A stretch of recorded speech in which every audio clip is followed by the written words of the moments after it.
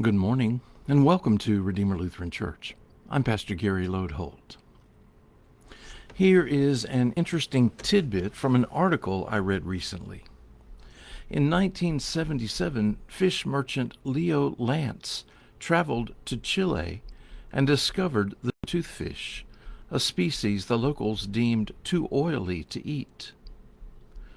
30 years and a name change later, Chilean sea bass is so popular with American palates that the fish is almost on the verge of extinction.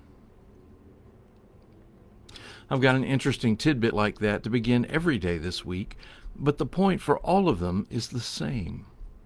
Names are important. For our time together this week, we will focus on 7 different men who shared one name. All 7 were named Joseph, and they all have interesting and important stories. Today we want to look at Joseph, who was the son of Jacob. You might also know him as the Joseph with the coat of many colors. Now I'll have to say up front that the more I have learned about Joseph, the more important I think his story is. And in fact, I found a lot of New Testament theology about forgiveness and grace in this Old Testament story. Joseph's story is somewhat familiar to us. Joseph was one of the 12 sons of Jacob, but it was clear to everyone that he was Jacob's favorite. You probably have a vague memory that Jacob gave Joseph a coat of many colors, but I need to tell you that in recent years, most biblical scholars believe that was a mistranslation, and that it probably was a coat with long sleeves, a rarity in those days. His brothers didn't like him because he was the favorite, and also because of his dreams. He told his brothers about his dreams, in which they all bowed down to him.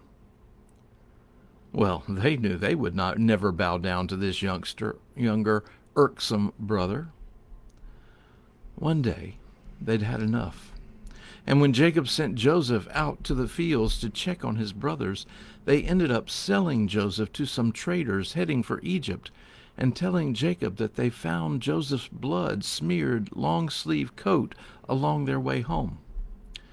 Jacob presumed Joseph had been killed by a wild animal and grieved the loss of his son.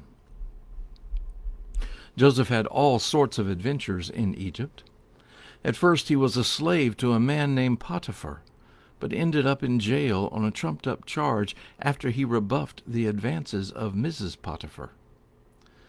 There, 2 of his prison mates had dreams which Joseph was able to interpret. Eventually, the Pharaoh had a dream of 7 thin cows eating 7 fat cows and not getting any fatter.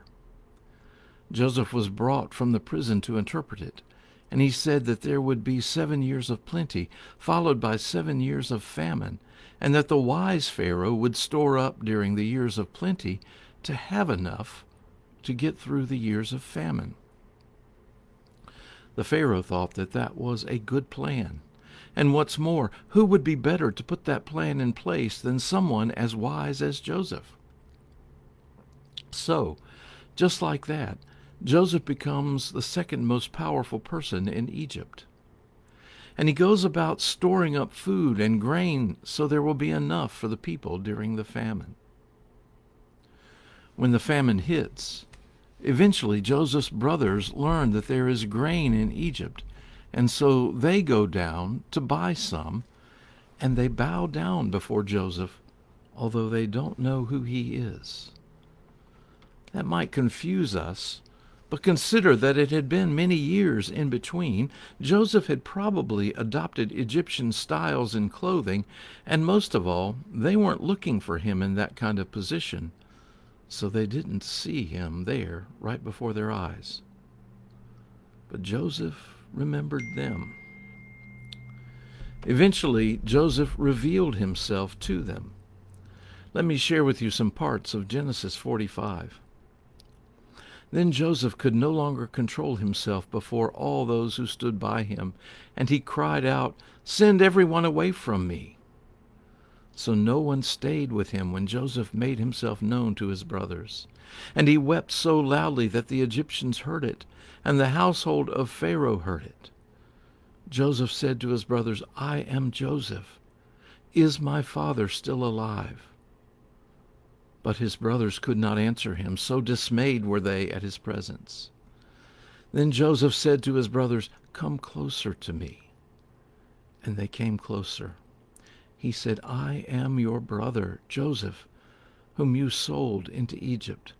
And now do not be distressed or angry with yourselves because you sold me here. For God sent me before you to preserve life."